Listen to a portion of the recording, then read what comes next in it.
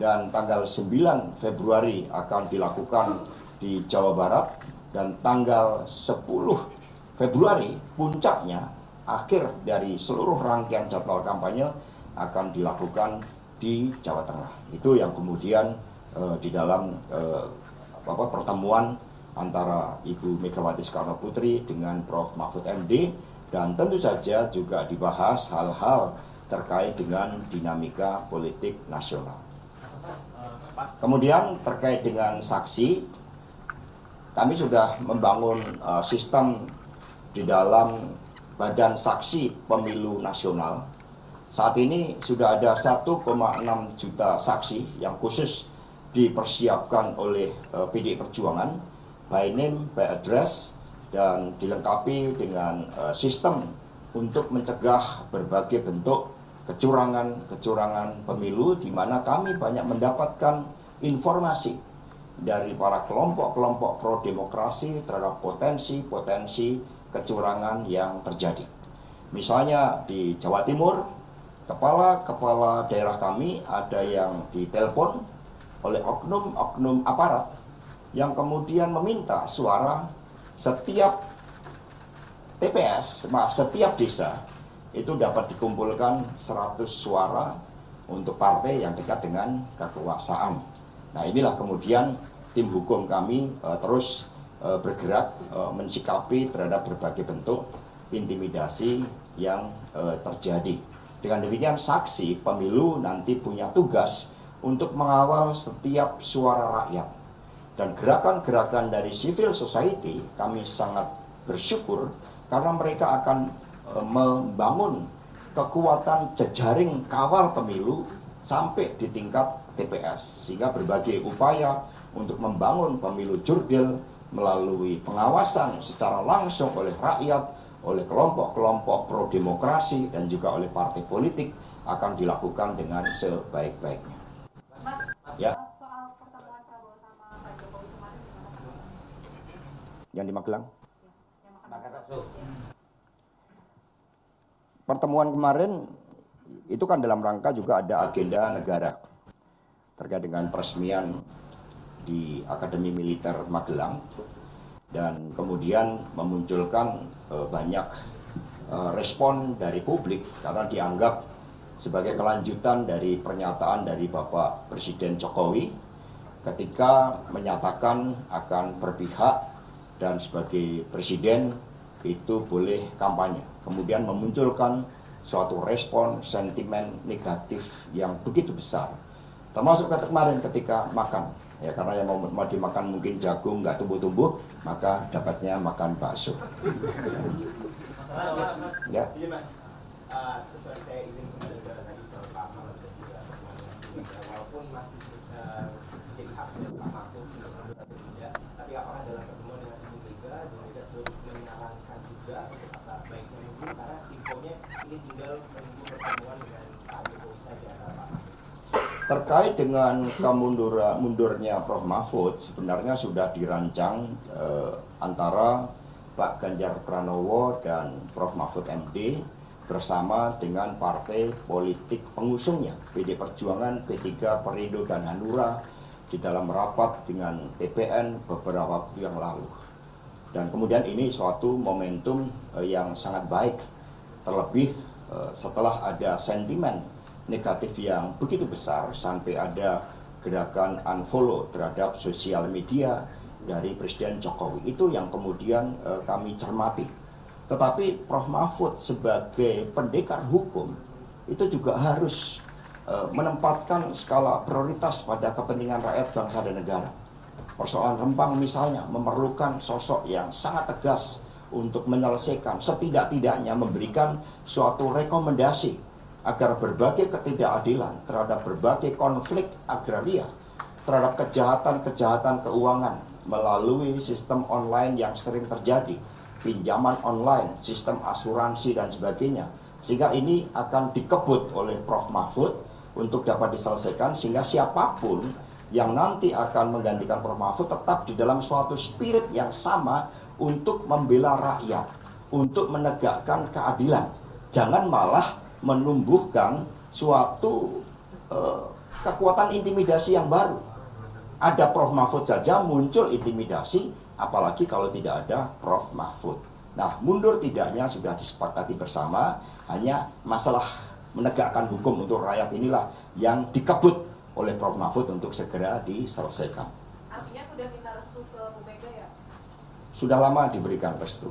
Mas, kemarin Presiden Jokowi kan mengakui kalau pembagian bansos ini dia nggak mengajak sosok Bu Risma. Jadi kan Bu Risma kan juga dari kader PDIP. Mas Hasto mungkin bisa tanggapan itu seperti apa, dan sekarang kan erat kaitan itu bansos yang dibagikan oleh Pak Jokowi itu berbau politis. Seperti apa? Ya, sebenarnya bansos itu kan muncul dari kebijakan negara. PDI Perjuangan terus memperjuangkan itu, bahkan satu-satunya partai yang mengadakan rapat kerja nasional fakir miskin dan anak terlantar dipelihara negara hanyalah PDI Perjuangan. Instrumennya melalui kebijakan bansos. Maka ketua DPR berasal dari PDI Perjuangan, kepala banggar berasal dari PDI Perjuangan, sehingga politik keberpihakan terhadap rakyat miskin inilah yang menjadi kebijakan partai yang kemudian diperjuangkan bersama-sama di DPR RI dengan dukungan seluruh partai politik untuk dijalankan oleh eksekutif. Sehingga bansos bukan kebijakan presiden. Bansos adalah kebijakan politik dari politik anggaran yang ada di DPR RI, sehingga pembagian bansos jangan dipolitisasi. Dan ini seharusnya di dalam tata pemerintahan negara yang baik menjadi ruang lingkup dari Kementerian Sosial. Dengan mengingat Ibu Risma ini sosok yang memiliki integritas tinggi, beliau tidak mau data-data bansos ini dipakai untuk kepentingan politik partisan. Apalagi untuk memperjuangkan kepentingan keluarga.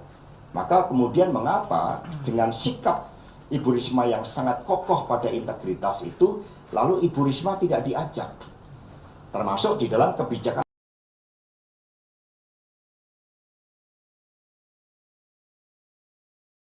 pasangan 02 Prabowo Gibran penyalahgunaan politik bansos yang sangat serius, justru ini meraih rakyat.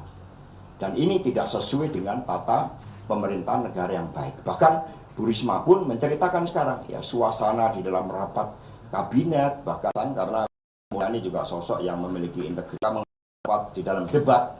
Bahkan Pak Prabowo sampai mengkritik Ibu Sri Mulyani karena ketika dana itu mau dipakai untuk kepentingan alutsista, bagi Bu Sri Mulyani, alutsista kita ya rakyat itu, maka rakyat harus diperkuat, termasuk melalui kebijakan instrumen sosial melalui bansos.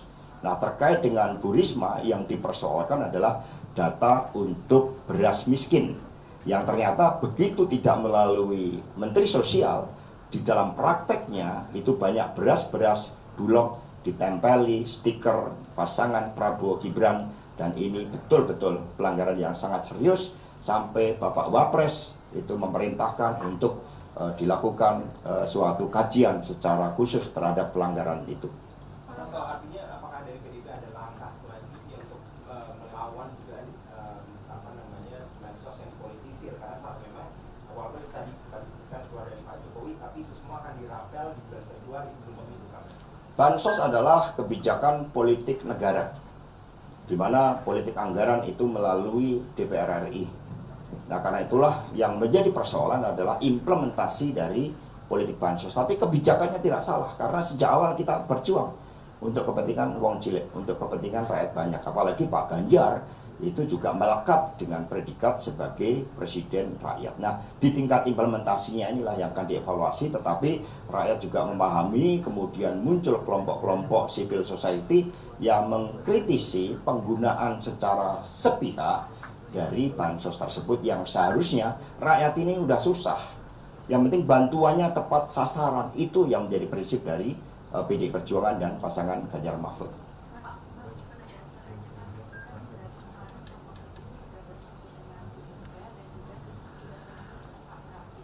Prof. Mahfud sudah bertemu dengan sebelumnya dengan Pak Usman Sabta, kemudian kemarin dengan Ibu Mega, hari ini dengan Pak Haritanu, dan sebelumnya juga sudah bertemu dengan Pak Mardiono. Jadi ini merupakan pertemuan rutin yang dilakukan mencermati dinamika politik nasional. Maka hasil-hasil pertemuan itu kemudian dibawa di dalam pertemuan antara Prof. Mahfud dengan Bapak Menteri Sekretaris Negara. Jadi clear ya. Bagaimana? Ya tadi kan kami sampaikan bahwa momentum itu sebenarnya sudah muncul ketika rakyat merespon sangat negatif ya terhadap pernyataan dari Bapak Presiden Jokowi yang kemudian dinilai sebagai presiden seharusnya berpihak pada kepentingan rakyat, bangsa dan negara, tetapi kemudian melanggar berbagai prinsip-prinsip yang seharusnya pada periode kedua beliau itu dengan membangun legasi untuk menjalankan pemilu dengan sebaik-baiknya, tapi ternyata apa yang menjadi perintah dari konstitusi kita untuk seorang pemimpin itu berpihak pada kepentingan seluruh rakyat Indonesia tidak dijalankan dengan baik. Tetapi pada saat bersamaan, Prof. Mahfud sebagai abdi negara juga punya tanggung jawab untuk memberikan rekomendasi setidaknya terhadap berbagai masalah yang berkaitan hajat hidup orang banyak, khususnya konflik agraria, kejahatan terkait dengan keuangan, korupsi, dan kemudian inilah yang kemudian dikebut dalam beberapa hari ke depan oleh Prof. Mahfud MD. Ya. Kalau misalkan Ganjar Mahfud yang menang, maka nasib Presiden Jokowi itu bagaimana, Pak? Ya, kalau Ganjar Mahfud menang karena itu memang gerakan rakyat itu memang sentimennya sangat positif terhadap Pak Ganjar dan Pak Mahfud. Di tengah berbagai bentuk intimidasi, penghadangan, justru rakyat berdatangan pada kampanye hajat rakyat, hajatan rakyat yang dilakukan oleh Ganjar Mahfud. Nasib Pak Jokowi bagaimana? 20 Oktober. Berdasarkan ketentuan konstitusi, Pak Jokowi menyelesaikan tugas dan tanggung jawabnya sebagai presiden. Kita harapkan tugas itu dapat ditambahkan dengan legasi untuk pemilu yang demokratis, pemilu yang tanpa intimidasi. Semakin banyak intimidasi oleh oknum-oknum aparat, maka semakin banyak rakyat yang bergerak melakukan koreksi atas penyalahgunaan kewenangan itu. Ini kan kemarin terkait pemeriksaan salah satu jubir TPN, Mas Aiman Wicaksono, itu ada penyitaan HP oleh penyidik. Itu apakah dari Pak Sekjen sendiri atau dari pihak TPN melihat ini sebagai bentuk intimidasi mengingat dinamika politik saat ini? Ya kapasitas kan sebagai saksi. Sebagai saksi itu tidak dilakukan, tidak boleh penyitaan terhadap handphone. Sehingga itu merupakan abuse of power. PD Perjuangan menyatakan solidaritasnya dan akan ikut mengerahkan lawyer, ya 1000 lawyer untuk membela Aiman atas perlakuan yang tidak adil. Karena fakta-fakta di lapangan memang terjadi berbagai bentuk intimidasi. Di Sulawesi Selatan kami menemukan cara intimidasi oleh oknum Polri yang kemudian mengatakan menekan kepada lurah masih mau tidur sama istri atau tidak. Artinya apa? Itu tekanan supaya mereka mendukung pasangan 02. Ya. Ini Pak Prabowo kemarin mengatakan ada upaya pengerusakan surat-suara pada hari pencoblosan. Salah satu daerahnya itu Jawa Tengah. Lah kalau suara rakyat dirusak itu kualat. Itu karma palanya ada. Jadi siapapun yang merusak rakyat, yang mematikan nasib rakyat, yang menculik mahasiswa itu akan kena karma. Ya. Mas, hari ini Mas Butet dilaporkan oleh Projo DIY karena dugaan penghinaan terhadap Presiden Jokowi dilakukan dari PDIP sendiri. Jadi harus dilihat Mas Butet ini sebagai budayawan yang memberikan kritik, meskipun kami tahu ya Mas Butet ini kan sangat dekat dengan Pak Jokowi sebelumnya. Beliau sampai begitu kecewa sampai gambar Pak Jokowi diturunkan dan kemudian diganti dengan gambar Wiji Tukul. Itu cara seorang budayawan mengekspresikan terhadap apa yang terjadi. Karena beliau dekat ya secara emosional, beliau berharap Pak Jokowi ini mampu menjalankan legasi dengan sebaik-baiknya, tetapi pada akhir kepemimpinan beliau ternyata terjadi rekayasa hukum di Mahkamah Konstitusi, kemudian terjadi berbagai bentuk intimidasi, bahkan di dalam putaran-putaran akhir pemilu yang seharusnya seorang pemimpin itu melindungi segenap bangsa dan seluruh tumpah darah Indonesia, Pak Jokowi lebih asik berada di Jawa Tengah. Padahal Indonesia bukan hanya Jawa Tengah, Indonesia dari Sabang sampai Merauke, dari Miangas sampai Rote, sehingga ini kritik yang diberikan oleh seorang budayawan seniman dengan caranya. Nah untuk itu, ketika ada proses-proses terkait dengan hukum, sementara kebebasan berekspresi itu diberikan, maka kami juga akan menyampaikan solidaritasnya. Rakyat akan ikut membela, menyampaikan solidaritas. Karena ketika seorang budayawan mengkritik, itu sudah dengan rasa, itu sudah dengan alam pikir dan hati nurani yang jernih. Ini yang sebenarnya terjadi, yang seharusnya tidak perlu ketika Pak Jokowi betul-betul menjalankan tugasnya sebagai pemimpin tanpa berpihak pada pasangan calon tertentu. Pak Hasto, di masa kampanye ini, kampanye dari Pak Ganjar Pranowo terkesan dibuntuti oleh Pak Jokowi yang kemudian datang gitu ya di titik-titik kampanye Pak Ganjar. Gimana tanggapan ini? Ya, yang paling penting adalah Pak Ganjar, Pak Mahfud mendapat dukungan rakyat sehingga kampanyenya selalu penuh.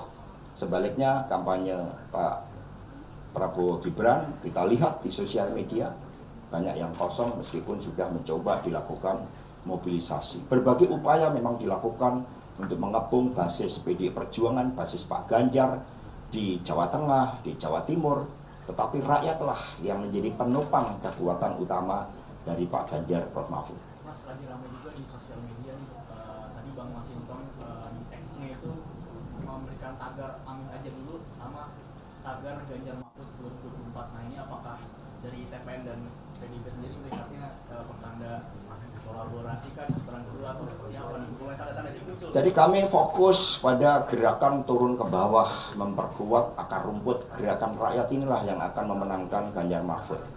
Gerakan rakyat inilah yang akan melawan skenario satu putaran yang dipaksakan untuk pasangan nomor 2. Nah, maka apa yang muncul dengan gerakan 4 jari, salam 4 jari, 1 dan 4 tanpa nomor 2, itu sebenarnya adalah suatu aksi reaksi terhadap berbagai bentuk pemaksaan kepada pemilu yang seharusnya jurdil.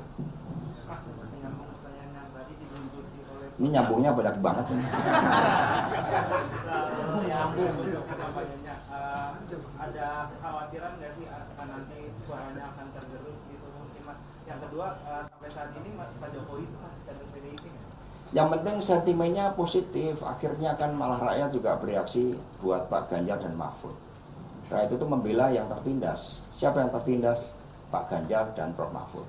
Sentimen Pak Ganjar 7 hari terakhir ini mencapai di atas 70%, kemudian Prof. Mahfud mencapai 68%, sementara yang mencoba untuk menggunakan kekuasaan justru malah negatif. Jadi kekuatan rakyatlah yang akan berbicara. Ya. Mas, kembali ke Pak Mahfud tadi terkait mundurnya Pak Mahfud ini, apakah kemarin Pak Anies sempat bilang Pak Mahfud belum mundur karena sudah menyiapkan transisi kepemimpinan, apakah Pak Mahfud menyiapkan penggantinya gitu? Apakah nanti akan merekomendasikan kepada Pak Jokowi misalnya penggantinya Pak Mahfud di Menko Polhukam? Kita ini kan taat aturan, itu kan semuanya hak prerogatif dari Presiden. Ya. Mas, soal status Pak Jokowi di PDIP seperti apa? Ya, Pak Jokowi kapasitasnya beliau sebagai presiden, kita harapkan sebagai presiden yang tidak berpihak. Kita harapkan sebagai presiden yang menjaga legasi. Kalau dari PD Perjuangan yang namanya kartu tanda anggota itu bukan pada formalnya, tetapi pada tanggung jawab kepemimpinannya untuk rakyat. Selama kepemimpinan itu untuk rakyat, bukan untuk keluarga, selama itu untuk bangsa dan negara, itulah PD Perjuangan selama itu membela wong cilik. Dan kami melihat sebagaimana disuarakan oleh kelompok-kelompok civil society, oleh mahasiswa, para budayawan, para buruh bangsa, Pak Jokowi sudah bergeser. Ya. Sudah ada komunikasi antara fraksi DPR, PDIP dan Nasdem di DPR terkait kemauan Bu Mega dan Pak Surya Paloh. Ya kalau di fraksi ya komunikasi dengan seluruh fraksi, ya, bukan hanya dengan salah satu fraksi saja, ya dengan seluruh fraksi. Bahwa berbagai intimidasi akhirnya menciptakan suasana psikologis untuk saling berkomunikasi, itu ya, itu wajar. Tetapi yang penting bagi PD Perjuangan bersama P3, Perindo, Hanura, dan gerakan para relawan untuk Ganjar Mahfud, kami fokus untuk menangkan Pak Ganjar, Prof. Mahfud sebagai pemimpin rakyat, pembela wong cilik yang fokus pada masalah ekonomi untuk menciptakan lapangan kerja dan mengatasi naiknya harga-harga kebutuhan pokok rakyat, serta membangun demokrasi, menempatkan rakyat sebagai sumber kedaulatan tertinggi. Ya, kalau Pak Prabowo kan kedaulatannya dari Pak Jokowi. Oke, next. Mas, terakhir Mas, merangkum semua tentang Pak Mahfud hari ini Mas. Jadi apakah kemudian tadi mengutip Mas Hasto juga bahwa situasi rapat kabinet ini juga sudah tidak kondusif begitu? Apakah jika nantinya Pak Mahfud Jadi berbagai yang tidak kondusif, pertama, untuk tim penilai akhir di dalam menentukan PJ-PJ yang sebelumnya itu dengan melibatkan banyak kementerian, sekarang dilaksanakan secara tertutup. Artinya ada kepentingan politik. Kemudian yang kedua, fragmentasi di dalam jajaran menteri. Karena apa? Pak Jokowi sendiri sudah menyatakan berpihak. Sehingga terjadi fragmentasi yang jauh lebih kuat sehingga tidak kondusif. Yang ketiga, juga testimoni, termasuk dari Bu Risma. Sekarang mau rapat aja diperiksa semuanya. Jadi ada kekhawatiran, tidak percaya lagi kepada sesama menteri. Sehingga mau rapat aja periksanya, waduh udah berlebihan. Kira-kira seperti itu. Artinya inilah yang sebenarnya suasana terjadi. Kami berharap Pak Jokowi benar-benar fokus sebagai Presiden Negara Republik Indonesia yang melindungi segenap bangsa dan seluruh tumpah darah Indonesia. Itu amanat konstitusi yang sejati-jatinya bagi seorang pemimpin yang eling lan waspada. Ya, cukup ya? Nah, ini udah rangkuman.